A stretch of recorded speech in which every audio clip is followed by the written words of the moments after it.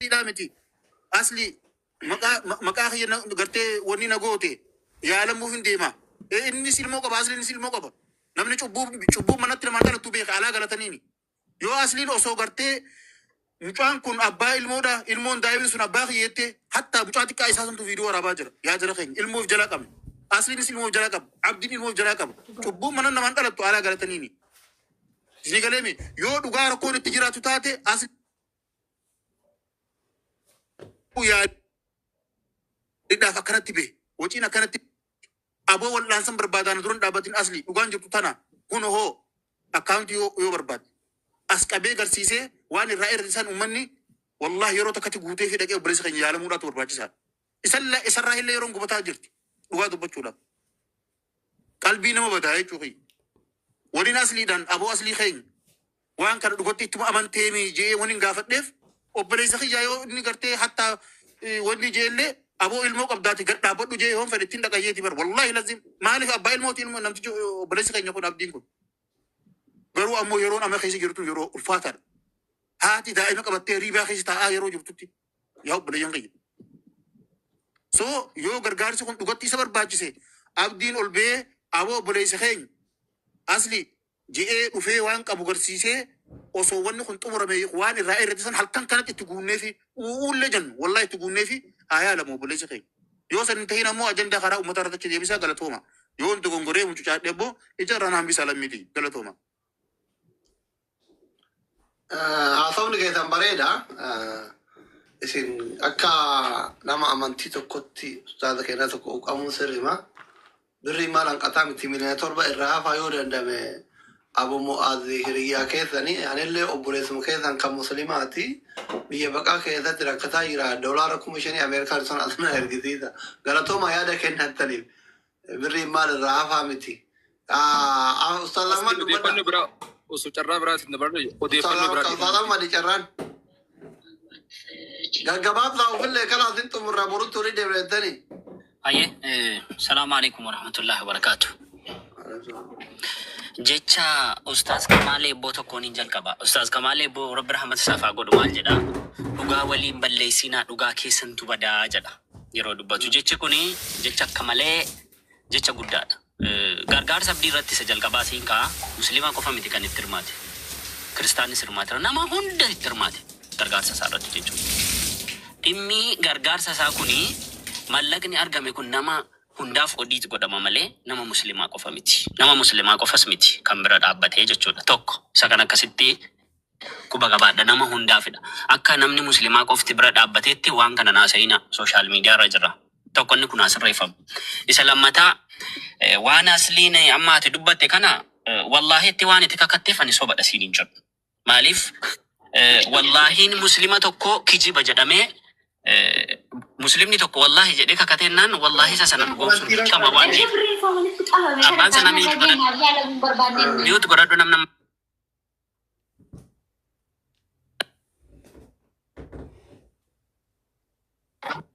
inni kan biraan asliin yoo waan kana dura lafatti haasa'amu jiru baay'ee sooshaal miidiyaa irratti waan ta'eef sooshaal miidiyaa irratti haa xumuramu erga sooshaal miidiyaa irratti ba'e. Itoo hin ba'iin dura garuu ituu sooshaal miidiyaa irratti as hin baasiin obboleessi keenya aslii dhimma kana keessaan nattee haasofsiisuu qabda turte yaadadha. Amma hin dubbadhutti hin dubbatiin na xumursiisi yaada koo keessaan nattee gaafachuu qabda. Erga dhufee sooshaal miidiyaa kana irratti ba'e immoo ba'e waan ta'eef sooshaal miidiyaa irratti xumuramuu qaba. Inni biraan obboleessa kiyyaa aslii wantin akka hubachiisaatti si hubachiisu ati umriitiin illee nama na hangafudha beekumsaanis na caaluu hin dandeessaa. Yeroo wanti tokko galu sheekonni gareen shaadaa dhimmi isaa garee shaadaan ilaallatu. Waan tokko garee shaadaan gashu. Maqaa garee shaadaati warri kan hojjettan isin ilaallatu. Fakkeenyaaf yoo maqaa garee shaadaatiin gootaniitu ta'e iyyuu namni tokko garee shaadaa jala dhokatee waan barbaade hojjechuu danda'a. Namichuma sana qofa irratti xiyyeeffadha. Maqaa sheekaa qabatee gargaarsa garaagaraa ta'aa jira. Wantoota itti keessa wantootni dhugaa meeqaatamni jiru. Fakkeenyaaf maqaa sheekotaatiin qarshiin funaanamee qarshii meeqaatama saamamaa jira. Nam beekaniyyuu. Nam beeka. Garuu sheekota guutuu nammatu. Sheekota muraasa takkas godha. Maqaa sheekaa qabatee jechuudha. Dhufanii asirratti fammasanii nama kan saamaa jiran namoota meeqaatama jira. Of course sirriidha waan itetti. Ati immoo informationii nan qabu iyyuu hin qabdu ta'uu danda'an immoo informationii baay'een qaba. Rasiitii garaagaraa waliin. Inni sun haa ta'u malee sheekota hunda hin hammatu. Gaafa sheekota jedhamu sheekota garii qalbii namatti caba waan ta'eef tokko bakka sana eeggadhu. Bakka garee shahaadaa jedhus eeggadhu. Ani fakkeenyaa fi gargaarsa abdii kanarratti akka dhuunfaa kotti jechuudha. Gargaaraa akkas godhaa. Ani dhimma gargaarsuma jedhamu kana gaani gargaarsa Oromoo kun dhiifama naa godhaa. Natti hin tolu baay'een isaa. Sababiin amma gargaarsa ma baay'een dubbanne asli. Tiikaas lama sadii hin dubbanne. Yooma buyina jechuu barbaadde malee hin dubbanne bibi. Ofirraa dhiibaa jirtan haasawa keessan kanatu hin ta'iniif gaggabaasa. No haasaan kun ta'u yoo ta'es dhaggeeffatu. Maarree maafi sitti sheekota maal ilaallata sheekotatti dhaqattee gashitare. Akkamitti sheekota laallata? Nabii akkam beektan ustaas akkam beektan. Kiristaanota sitti maktuure kiristaanonni isoo gargaaraniiru. Akkasii miti. Mucaan kun bar bakka ciisu iyyuu kiristaana arrabsaa ture barqeen pheenxeen maaliin qabu amantii walitti hin kaasuun barbaadu. Abdiin poostiin isaa maali? Daawwaa inni gormaan halkanii guyyaa kiristaanota arrabsuudhami? No kiristaanaan arrabsine. Mee dhaggeeffadhaa. Iskiriinshuutii poostii isaattu jira. Amma dubbii dhaggeeffadhaa na dhaggeeffadhaa. An dubbii gamaa gamana laa. Na dubbachiisee xumurteeti. Sinoo gabaa. Afachaa. Xiqqashoo na dhaggeeffadhaa sin dubbachiise. Asli na dubbachiisee xumurteeti. Sirreeffama. Anuun xumurre. Yoo sirreeffamin hin danda'amu akkasitti. Abdiin. Kun ikkoo diktaatarummaadhaas libar. Noo kaa isinii kararra isin kaayee waan mana baree fira dubbattani. Isuma irratti dubbataadha. Yaada warqaa facaa. Ayyee. Yaada facaa. Dhimmi abdii nu ummata islaamaa ilaallata. Isinitti maal? Hin sodaatin hawaasa akka rakkoon qabu. Namni gaafa gaarii dalage kee ta'ee gaafa hamaan keemmotu dheessuun hin qabdu. Akkas miti. Obboloota kiyya islaamaa jedhaa ture. Obboleewwan kiyya islaamaa obboleeta kenna islaamaa jettanii gargaaraa turtan birriin guurame miliyoona 16,200 wayii isiniin jechaa jira. Dandeettanii isteetimentii baataana sobsiisa. Dadhabdanii jalaa hin mimmiliqina. Mimmiliquun hin ta'u. Kalee malee gadda bakka ciisu pheenxeen maalii malee beekan qabdu yoo poostii godhan ture. Kiristaanota arrabsuu miti sun. Akhlaaqni islaamaa nama arrabsuudha. Akhlaaqni islaamaa dubartiirra jijjiiranii zayitiin gubachuudha. Akkatti uummanni dhufee akkatti naajee dhufeetanii. Isteetimentii baasaa na sobsiisa allaqe daqqaqe. Indeessinaa dubbii jala. Okay. Kana beekan shari'aan zaahira na bira. Amma xumurtee? Xumure. Okay. Sheekota hedduu tasirra jira. Sheekota ilaallatayyuu ati walitti gadi yaana maalidha sheekotatti dhaqattee dubbii gashita. Isa qofa dhaggeeffatu. Sagalee kee guutuu si jala taa'een si dhaggeeffataa ture jalqabaadha. Garee shaadaan sheekota. Amma isaarra loluu dhuftan moo hin sobee adashii? Ani immoo waa'een sobdee fi waa'ee dhugaa dubbattee irra hin jiran. Waan humtati kaaste kunuu sooshaal miidiyaa irratti. Salaamu alaikum. Abukaatoon barbaadu. Eenyu abukaatoo dhaabbataa hin jiran. Adeemsa kee sirreeffadhu. Ati waan maal taatee fi fakkeenyaaf sheekonni. Aboo qoleen nun arrabsi rabbi jedhi. Siin arrabsin ani waan isin arrabse hin qabu. Sheekonni arrabsamuu hin qaban. Malage. Bilginnaan. እንደዚህ አይመችኝም። ሌባ እንደዚህ አይመችኝም። ኤቪደንስ ይፊዱ ዳማ ከበርባደሙ ብሪ ሚሊዮነ 16 ጉረሜ ሞ ሚሊዮነ 5 አብዲን ጀዱ ጉረ namni sheeka arrabsan jiru sheekota wanni fidaa jedheefi isaantu sagantaa qabe isaantu maxxanse isaan laalleen maxxansine isaan laalanii kennan kanu jenneef kana malee achi naqabii ushuruu minaamin haasfallegi meneega daawwa irratti walolaan jiru namni sheeka arrabsan jiru hin arrabsine giddiin nu arrabsite amma dubbii balleessuuf ibar asliin sheekota xiqqalee dubbii balleessuuf inni haqallo obboleessa kiyya Ustaaz Ahmad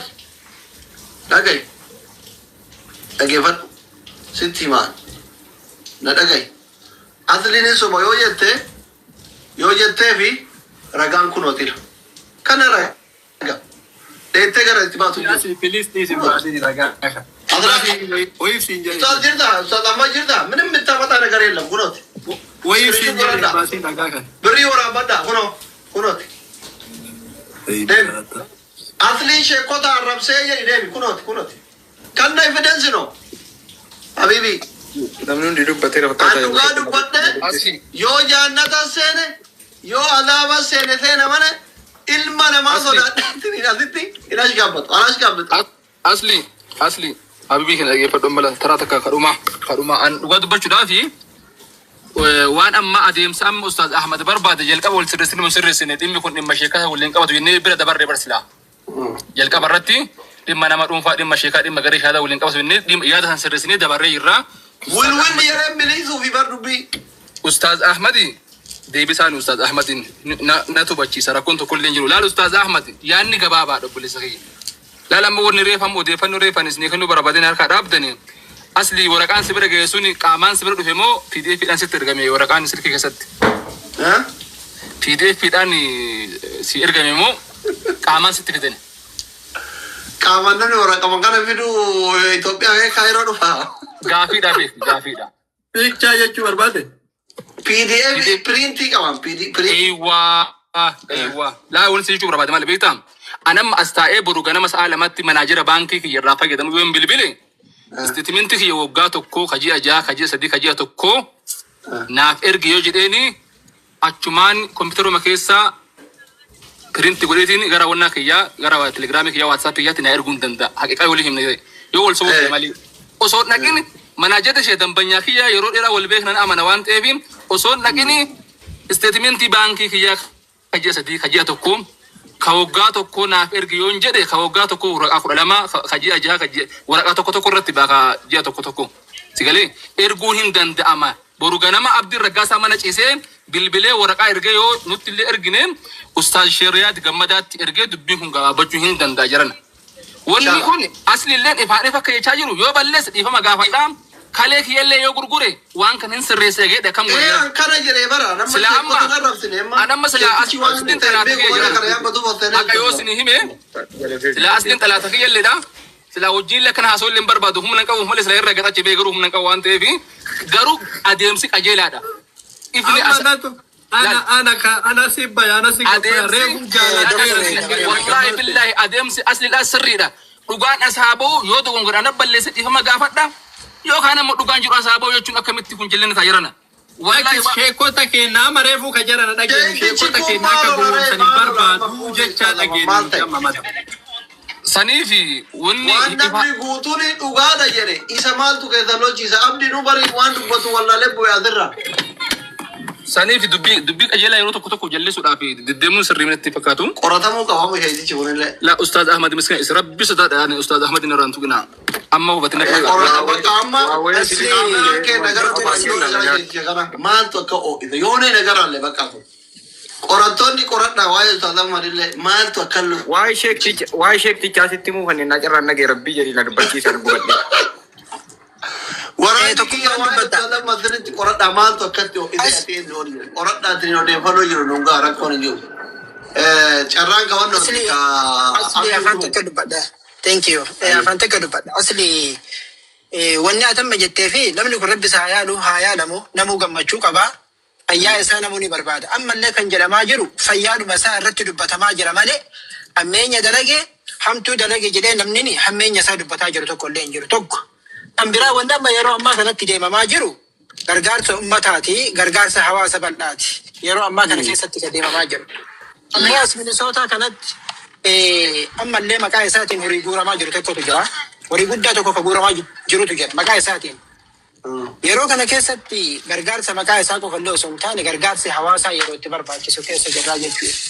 Osoo horiin hanga kanaa lafa jiru, osoo horiin hanga kanaa dhukatamee hanganaa lafa jiru, maqaa isaatiin horiin guddaan ammallee horiin biraa doolaaraan walitti qabamuun maaltu deemamaa jira.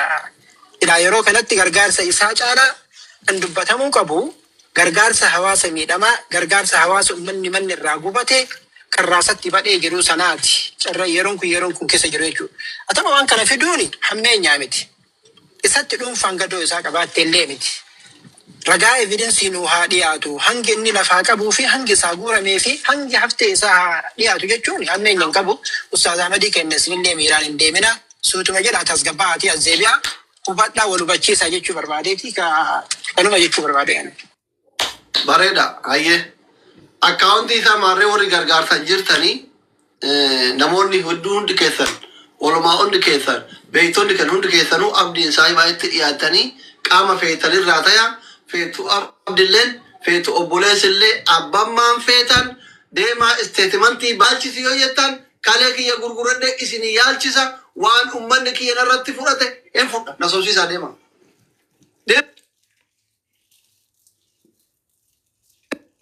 Fidaan agarsiisa miliyoonuma 15 miliyoona 15 kuma 990 kuma 200 folla dhiisa kuma 79 folla dhiisa birratti 400 illee waan shaa itti dhiisa saantiima 79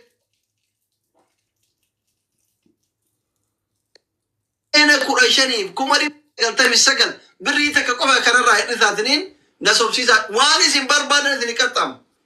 Allaka dakkake salamu alaikum tokkuma yaadau qabatte kennadhu ingolamna aga boruna kan biradu utuwa biraan dubbatini sirra dhaabbee amantummaa keetiin kaleen kee yoo hanqate birriin sun yaaduma keerra dhaabbeeti anatu kan koo gurguree itti dabala birrii sana kalee tokko jechuudha kun akka jirutti sin amanan iyalee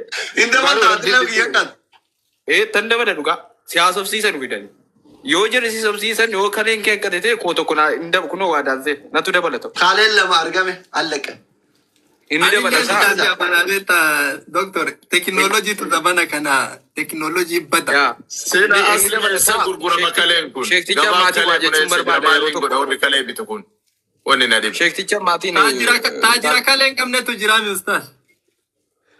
Ustaz Ticha amma gale bai sana nama jiram sana nan waga fadda nuni dallatu wanje de sittina de super bade Oke, nama dhimma warra namaa na laallata jedhee ofitti fudhate kan suma yaa jechuudha namni sun. Dhaqee suuraa akkatti poosta fudhabee kan warra namaa isa laallata kan obboleessa isaa isa hin ilaallatu akka warra namaa jala fiiganne jechuun kan warra namaa na laallataa jedhee ofitti fudhatee suuraa poostaa ture. Higalee kan obboleessa isaa isa hin ilaallatu garaagarummaan as keessa jiru maali darasaa sana darasaa ammasii ba'isan. Kanan gaaffii qaba isa dubbisi kinaaletu. Mushkila su problem no bakka inni xannana isi waayita dhisa. Yaa. Jamaki harka gaarii qabadha rabbi si waliin jiraatu boru galgala waliin deemna. Dhugaan argamu dhugaa baatu asuu fidan achiin haftu hin jirtu tanuma jazakallahu khairan ammoonni hawaasni as jirtan kun hubattan dhimmi asliin kaase yaala abdii balleessuu osoo hin taane abdii akka yaalamu taasisa malee akka abdiin dhibeedhaan miidhamu hin taasisu tokko kan waa'ee amma sheekolee ka irratti nama sheekaatiin sheekolee as koottaa jechuun abboonni keenya akka dhugaa argitan koottaa waan tana nagahee argaa jechuun asliidha. Minaalbaataan akka kiyyatti gara wanda ittiin fudhadhullee tan akkasii galatoomaa hammeen nan qabu koottaa namni sheekoleen koottaa jechuun dhimma waa gargaaruu dhimma diiniidha dhimma nama diinii qabu numati ittaaneera dhugaa jedhe yoo badeellee jiraat yoo waa gaafa waa tolan qofa sun taane gaafa waa badanillee itti gaafatamummaa waan sanii fudhachuun dirqama yoo waa hojjetaa jiraan waan hojjetu hojjennu irratti gaafa tole qofa osoo hin taane kanaaf amma taatetti ooyifii olii godhaatillee Ahmedtillee gadoon qabatiin itti dhiisi bira lufi ulfaadhaa galatoomaa dhimma jiru laalaatii abdiin matammaan kan kee akka reef obboleessi kenna jedhe akkuma reef ustaaz Usmaan Oroonillee jedhetti boru galgala sa'aatii jedhametti atummaan dhufiitii dhugaa jirtu waraqaallee baasii yoo dogongorillee jiraate obboleeyyan kiyya isinitti dogongoree ani ilma keessan jedhe yoo ammoo dhugaa qabaattellee lakki dabanna irratti hojjamee dhugaan tiyya tana jedhe antanuma malee ammallee wanni nama biraallee barbaachisuuf illee jiru dhugaan jirtullee tanumallee heedarillee ka jiraaru maali namni biraa baasuu hin danda'u innummaan baasee haa dhufu kun dubbii dhugaati an dhugaa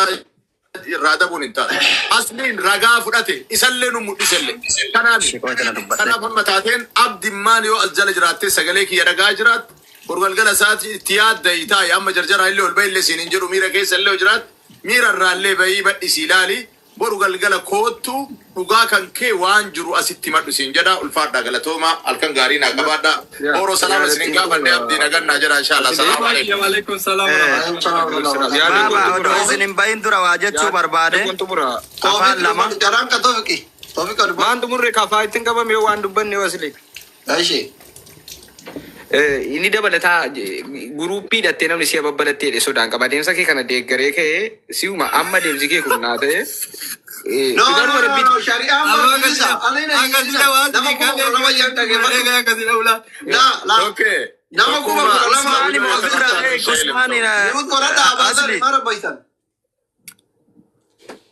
nama kuma kura lama as jiraami wallahi yoo birriin kun miliyoona 16 ol miliyoona 16 ta'uu amanan warra amma mufatellee hin amansiisa yoon amansiisee ana dogoggoree jedhee yoo inni dhimma biraa qabaatellee birrii akka ummanni kun guuramu qora ummanni ilmamuu barbaada in barbaada waan ta'eef haa ilmatu hin sirreessa fara garuu riyaalitii jiru badipiloomaasii birrii guddaa nu barbaachisa gammachiis bitachuu barbaanna biwaahidiin tunnuun taane yara kenna amma utaadha marmiira kenna kati makiina mataan bitatte ijoolleen kamma utaadha maasti galchi jedhee utaadha malolu kana gidee karaa deemtu